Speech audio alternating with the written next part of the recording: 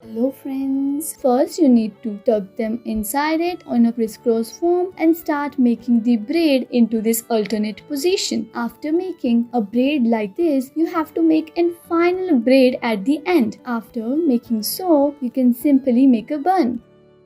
Now first you need to take these hair strips from the top of your hairs and then simply make a braid like this. After making a braid, you will be done.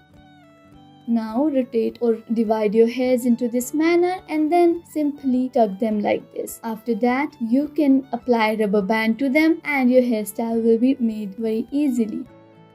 Now first, after taking the front ends of your hairs, you first need to make a ponytail and divide it into two equal parts. After dividing it into two equal parts, you are going to first rotate it into this manner and then you can make a braid of remaining hairs like this. As you can see how thin it is but how effective it will look on the bun. Hope you guys enjoyed this video. Thanks for watching.